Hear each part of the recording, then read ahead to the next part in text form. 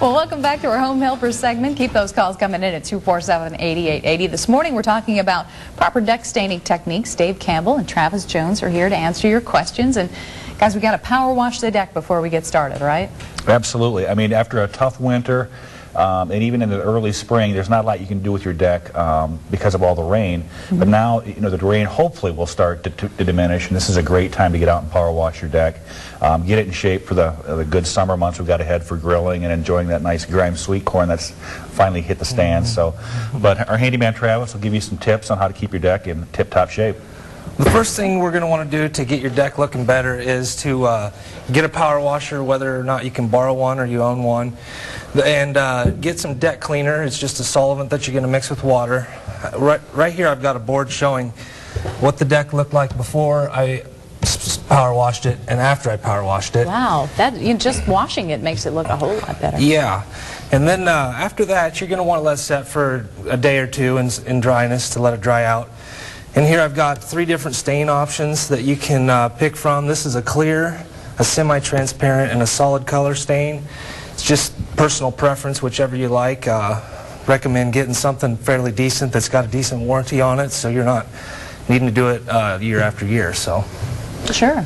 Yeah. How many coats do you need to put on there? Typically 2 coats. The manufacturer recommendations on the back of the cans will let you know the different coat and dry times and directions on how to apply the stain. Yeah, with all the rain we're getting this time of year, do I have to wait a certain amount of time, or should I make sure we're far enough from rainstorms that... Yeah, you're going to want to look at the forecast of the day you're going to stain just to make sure that it's going to have plenty of time to dry. As long as you've got, I'd say 6-8 hours after you're done before the next rain's expected, you should be fine. So great, good deal. All right, we've got a caller on the line, Mindy from Des Moines, with a question. Good morning, Mindy. Good morning. How are you? Good. What's your question? I'm having problems with my plumbing. My water keeps backing up in my shower, and now it's backing up out of my dishwasher. Oh, okay. Sounds like you probably started happening. Have you tried any liquid plumber or Drano or anything like that down your pipes? Yes, I have, sir. Okay. We're probably recommending that you maybe get a hold of a plumber or us and come out, take a look at it, and get a snake ran through the lines. Might be bigger clogged than what liquid plumber or those products could take care of. But so you think it might be something bigger clogging the pipe down the line? Yeah. Since a couple of things are backing up? Yeah. That makes down sense. farther. So you think I'm going to need to have it snaked? Yeah, probably a snake to run through those is what I would think. All right. Cindy, you. thanks for calling. We've got Curtis from Des Moines on the line. Curtis, are you there? Yes, ma'am. What's your question? Well, I have a couple questions. One, I had a tree come through my garage roof, and do I need a permit to repair the roof and the side wall?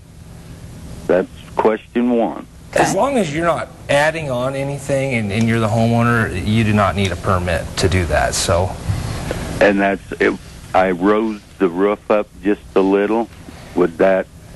You may want to call the city building inspector to double check, but I do not believe, unless you're putting on an addition or anything to that matter, as long as you're just fixing existing problems, then you do not need a permit. So. Hey, Curtis, they're telling me we're out of time, but I want you to hang on the line, and one of the guys is going to come over to the phone line and answer your second question, okay? All right, if we didn't get to your questions on the air this morning, you can always get a hold of the guys at Springer Professional Home Services at 262-9229 or click on trustspringer.com. Got Outdoor Stand up next.